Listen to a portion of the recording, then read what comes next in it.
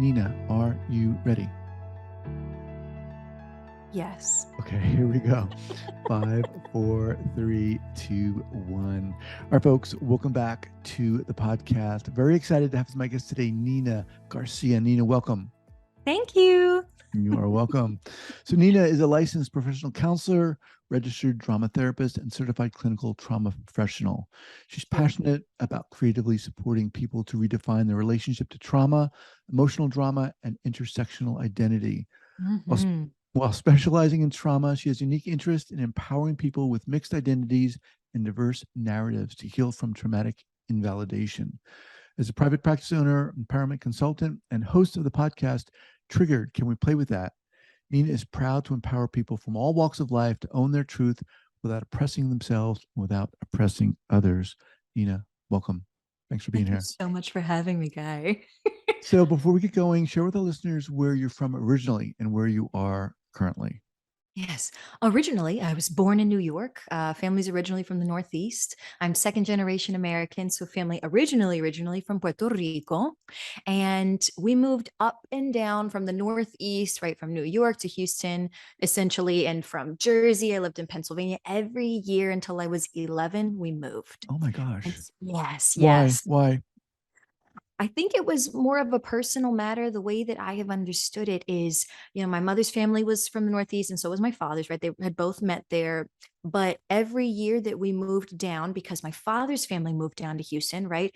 Better cost of living, you can raise a family down here. So my father's family had moved down first, and then we all moved down eventually. And then it was like, but I miss my mother, I miss my father, I miss my family, right? So then we would move back up close enough to New York, but not quite in New York to be, Mm, within 2 or 3 hour drive of them. And then it was, well, it's very expensive to raise, 3 children, right? A family up here. So let's go back down to Houston. And so every year we did that. I remember one year I was we split in the middle of the school year. And so I went to 2 elementaries that year.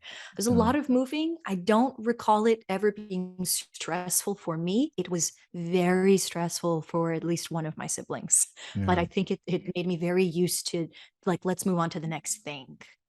got it. Yeah, the reason why I asked is I moved a lot around a lot when I was a kid too. We can talk about that on a different episode. All right, look, let's jump in here. How the heck did you get into this? To being working with trauma, or to being a drama therapist working with trauma. Well, let's start there. Yeah, Wherever right. wherever where you want to start, we'll hit it all. All right, wonderful. We'll hit the ground running. I'll set picture it. I was back in, let me see if I could honestly share the journey, right? I'm going to intermingle it all. You down with that, Guy? Yeah, I just sort of let's weave. do it. Okay. So, story wise, I went to high school down here in Houston. And when I was in high school, I had a trigger warning here, right? I had a teacher sexually abuse me. I was waiting for my parents. The teacher said, "Hey, I'll take you home." And it was a terrible experience from there on out. The rest of my year, I was ended up hiding that I was being abused. How old were you? It was in my sophomore year. I had Oh my God. just turned, yeah, and I was young. I was 14. I had just turned 15 uh, that year, right in August is my birthday. And so I was very young. I did not know what was happening at first, shocked, right? I did not understand. My world had been turned upside down, right? We're supposed to trust adults. I don't get what's really happening. There's a lot of that topsy-turvy world flipped upside down, right, when we experience a trauma like that. And so the rest of that sophomore year, I don't really remember a lot of it. At the beginning, I did not. I've done a lot of work to recover some of those memories. Some things I may never get back, right? This is a part of that process of trauma. I do know that some of the uh, things that I deal with as a human being for my body to be able to survive that was a dissociative amnesia.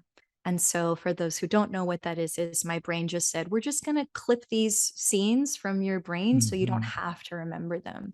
And so, that is something that my body does to protect me, right? And yet it can be stressful because I'm missing pieces. But so that's where my journey, I would really say, began with trauma and not really understanding what was happening to me.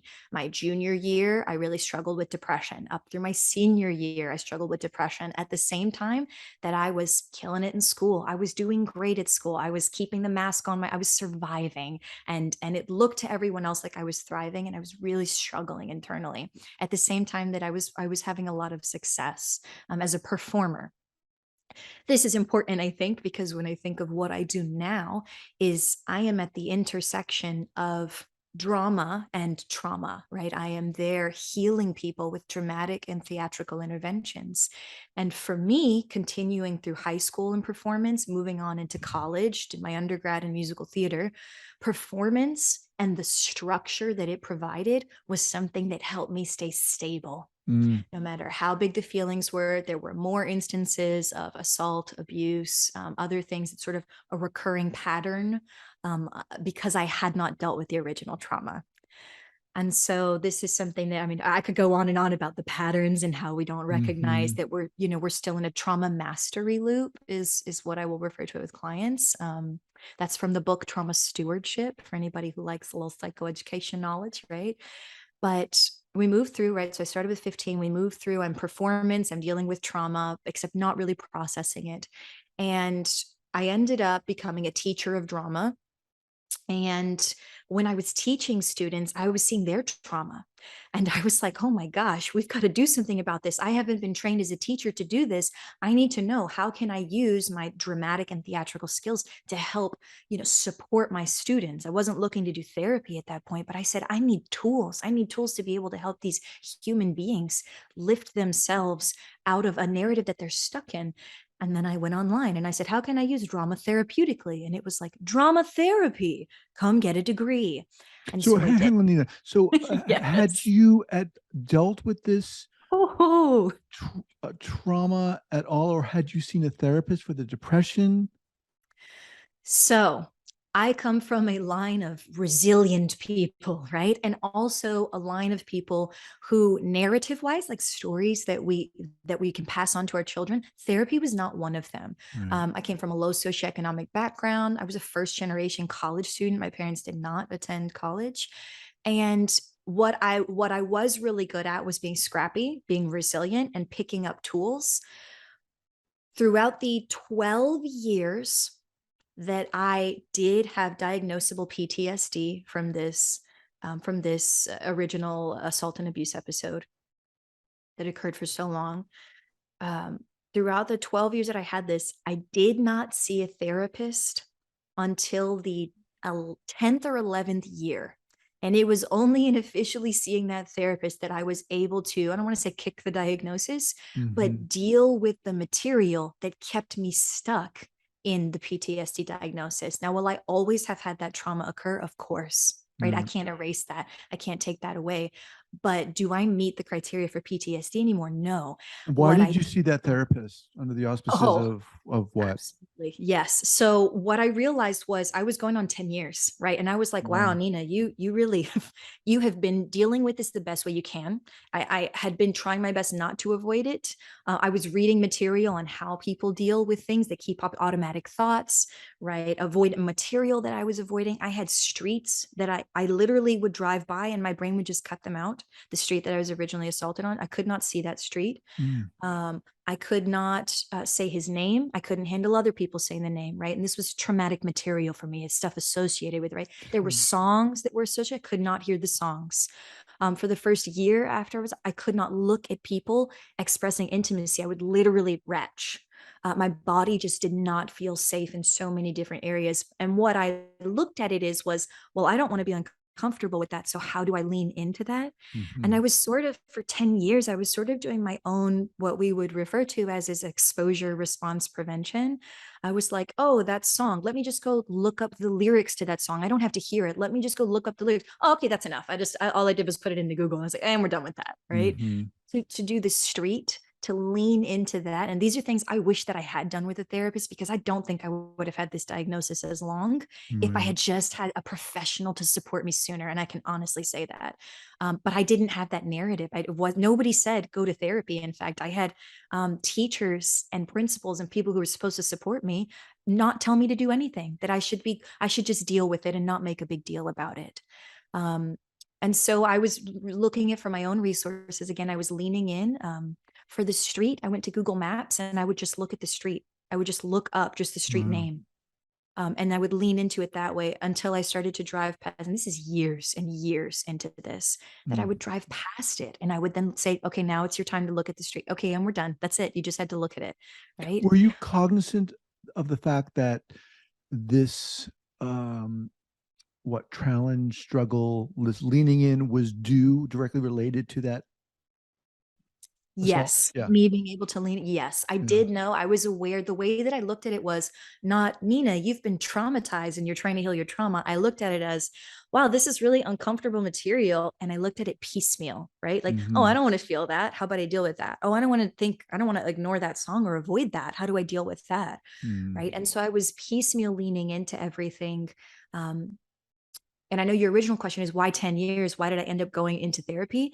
When I decided to become a drama therapist and actually go to graduate school, it was the first time that somebody said, hey, Nina, have you thought about going to therapy? And when I signed up to go to graduate school, I got a Oh therapist. my The minute I gosh. moved up there, I got a I mean, therapist. it's not surprising. Yeah. I mean, we Yeah. know people go for years doing this, but my God, Lifetimes. Well, some people lifetimes, right? Jesus. So you get into drama therapy. What happens? How do things Yes. unfold for you? Yeah. So there were a lot of fireworks in my graduate school program, some of which was due at this point. Now we layer on different types of trauma, right? So at this point, I probably met a complex trauma diagnosis, right, which is not technically in our DSM yet, although it should be arguably.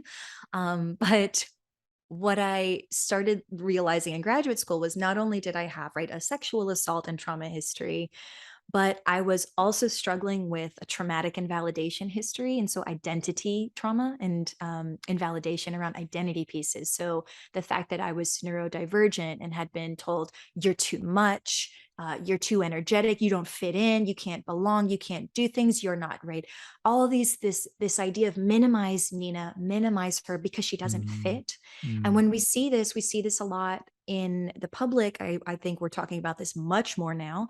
We see this with microaggressions against race and ethnicity and religion. We see this a lot easier, but we tend to miss it. And I'm hoping that we're talking more about it, the ways that we also microaggress against neurodivergent individuals and other different identity facets that might be present. This constant minimizing, misrepresentation, and outright rejection in some cases of So a give us an human. example of Mm, yeah. what you're talking about.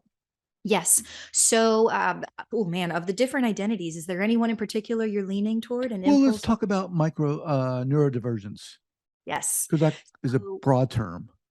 yes. So there, are, of course, I'm going to vastly oversimplify, right? And I'll speak to my experience of it.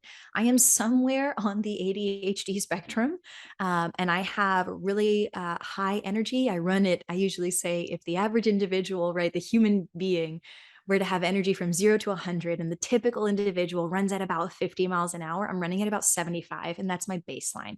That feels very normal to me, to my energy, to how I exist in the world.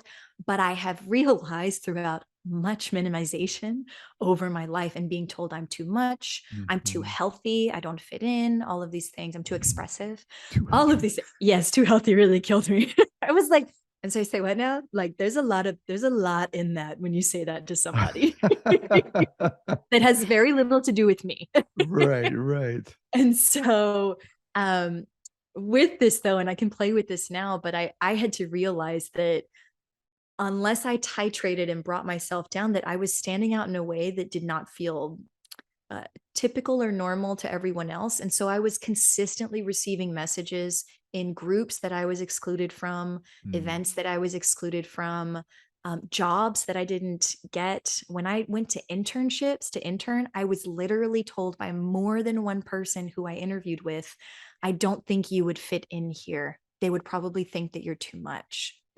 And so when a person hears this, not just from their family or their friends or strangers who have just met them, but also from professionals in the industry. I Right. had mentors say this, right? You receive this story, and if you're not careful, you start to eat that story. I am different. I don't fit in. I'll never fit in. I don't belong here. I need to change. And so you begin to build a narrative that inherently minimizes you. And then some people will jump right on that train and they'll go ahead and minimize you some more. Hmm. So when I got to graduate school, I was dealing with the trauma of you don't belong. So every time something happened where I didn't belong, I could feel that trigger go Right. off. And then when we were doing work and I was having to deal with other sexual assault survivors, now I had processed 10 years of processing this and was now in therapy for it, but a lot of my cohort members were not.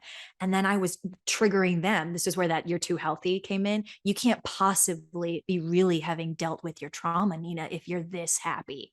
Like you Hmm. can't really have even had that. I had people say it didn't even happen to me, which is also minimizing it. It completely Hmm. invalidates someone's reality, right? So I hope I'm answering this question that you have of, right, what did that look like as I came into this? I was now dealing with not only my own stuff, but the stuff of other people who hadn't yet dealt with it, and my own identity pieces coming in of what's real and what's not. Where do you fit and where do you not fit in? How do you Right. keep going? Right. And a lot of this, of course, or some of it can be, for some of us, an unconscious narrative, right? Even the healthiest For among sure. us, the most self-aware among us, it's hard to filter out that negative narrative. Absolutely. What inspired you to become a drama therapist? Well, And was God. was that conscious? Well, God, let me tell you. I mean, so I think that one of the things that I am grateful for in and probably in being a neurodivergent individual or just the way that I have been designed as a human being is that from a very young age, I knew what I wanted and it has grown from there. I have not had any phases in my life where I felt lost and needed to find myself or I wasn't sure who I was. At 5, I wrote in a journal that I wanted to be a role model for women everywhere. Well, That changed into, wow, I should be a role model for people everywhere. While the way that I can role model is through performance, I have this great performance, right? So I was a singer and a dancer and an actor. And I realized I had these skills that really helped me connect to people, that that's how I was able to really connect to people in a way that they also understood that I could belong. Does that make hmm. sense? Sure. The dramatic world is really a great place for many neurodivergent individuals. I could really go on about how therapeutic it is, but the structure it provides and also the sense of belonging that it can provide to a Right. community, right? In which your eccentricity and your individuality is very welcome, right? And so that has really just continued to be shifted and molded of how do I utilize drama with myself and to help myself feel structured and expressive and individual. And it eventually moved on to how do I use this in teaching? I did become a teacher with it. And then Hmm. when I moved into how do I help my students? I was working in a Title I school district I mean, my students had parents that had been deported, so they were now with foster families or temporary adoption family or potential, excuse me, adoption families. I had students who were not even. Just thinking of one student in particular, still sits with me. Not even had the choice to decide to join a gang. The family was born into a gang, and Mm. so the narratives that come with that that I can only imagine, maybe I can't even imagine, right? Right. The Right. narratives that come with that and the weight that comes with that. But these are some of the heaviest stories that I was dealing with on top of an adolescent's body, which is already trying to figure out how it exists in and of itself, much less in relation to other people around it, right? So I'm dealing with all these really difficult human narratives. And I said, I got to be able to do more. How can I use this, right? This drama therapeutically. And that's where I was like, I got to be a drama therapist. This is at the intersection of how I exist in the world and what I know personally to be beneficial, as well as what I'm seeing is now professionally efficacious to be able to help other human beings do this, right? Hmm. And so I had this personal experience, and I went to school, got my master's in drama therapy at NYU so that I could do it professionally as well. So I could really know what is it that I'm going to be doing here to help people move forward, heal through trauma and the drama of their lives. What was it like when you first started working with people who'd been experienced, who had experienced trauma? When I first started professionally working with them, Yeah. yeah. So, well, fast forward to graduate school, and this is another one of those, right? So the narrative plays again. All of my internships, everyone else had another cohort member with them at the internship because they quote unquote belonged, they fit. All of my internships I had to do solo. And so I had a very unique experience. And my preference was to be working with trauma because I knew it personally. And now was gaining a professional language as well as tools for how to help other people move through it. What I first was using when I first to help me understand it, I had this metaphor, right? So I'm a drama therapist. A lot of what I do is playing with really scary things, and we use a lot of imagery in order to do Mhm. this. And so, if I can, I'll share with you what Yeah. the imagery was that I first came through Sure. with. So, when I first came to it, even in my own journey, right? So 10 years of working with it and then coming in, I remember sharing with some of my cohort members, and I said, for me, working through my trauma, it was like a four-step journey. And I said, At first, it felt like a monster in the closet. Don't touch that. Don't deal with that. That's really scary. Let's just keep that there, right? It feels like a monster in the closet. Avoid it at all costs." And I said, the more that I started leaning into it, the more material I was reading, was engaging in different things, and I was leaning in, as we talked about earlier, the less that it felt like a monster in the closet, but the more that it felt like a giant elephant in the room. I thought, people Mhm. must know this about me now. I'm working. They can see it on me. They can feel it. Surely they know, which of course is not the case, right? People don't know, even if some other people may have a sensation that there's something there. And so it was this elephant in the room, and I kept leaning in and I kept leaning in, and I said, oh, okay. Well, now it's just 10 years in, right? Now it's just like a to do list on the table. I know that it's there, but it's not as dysfunctional in my life. It's not causing this huge emotional eruption. I know that it's there. I know I want to deal with it.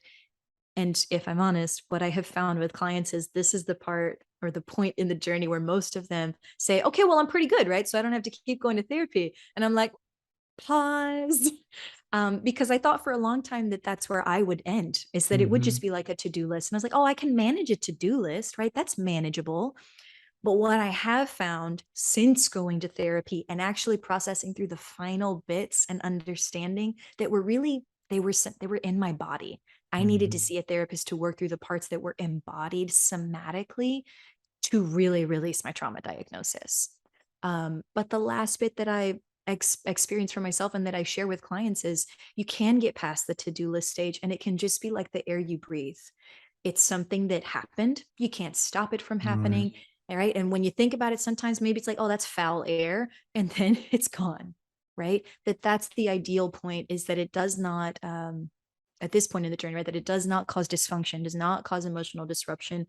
And also the reality that it doesn't mean that there may not be a trigger one day or that something new may not occur, but that for me, I can honestly say I do not struggle with PTSD anymore due Mhm. to that original assault and abuse.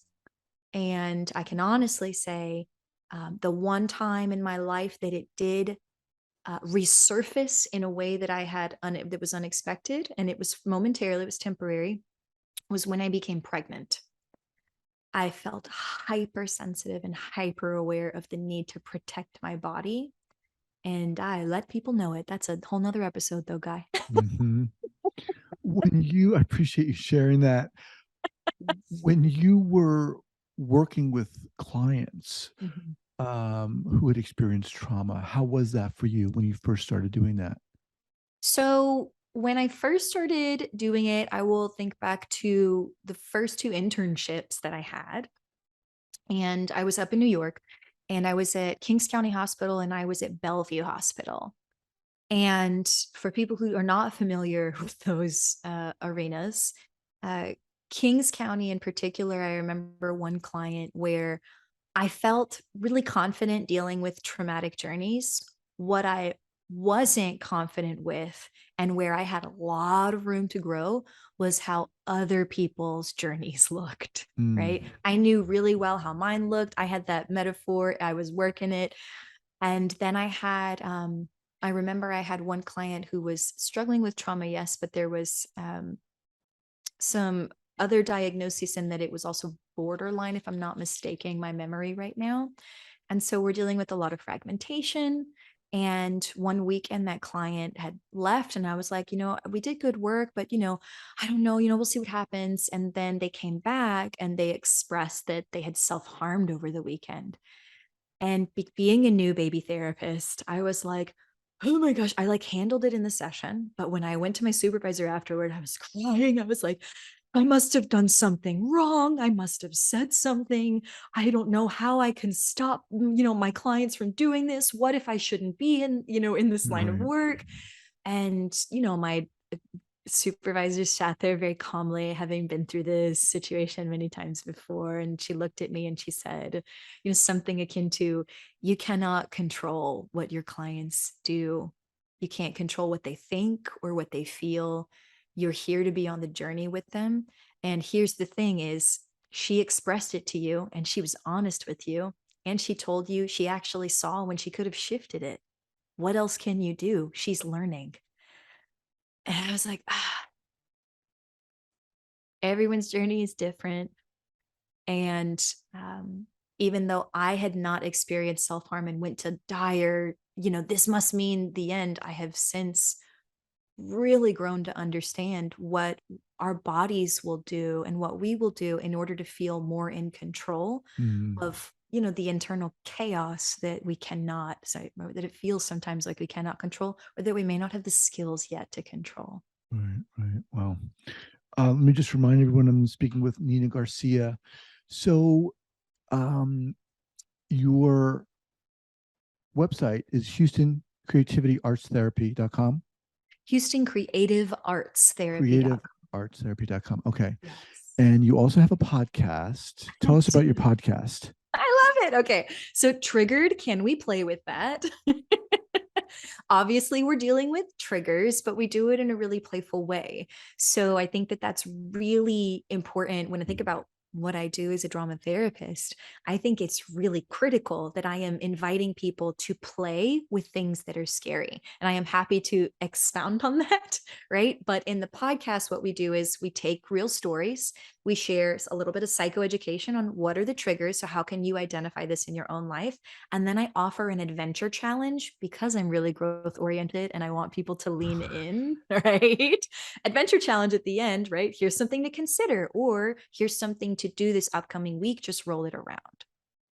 So, yeah, let's give us an example. I know we're kind of winding down here, but let's give us an example of how you would use or introduce play or drama therapy to work with a trigger, Okay. On the podcast or in a session?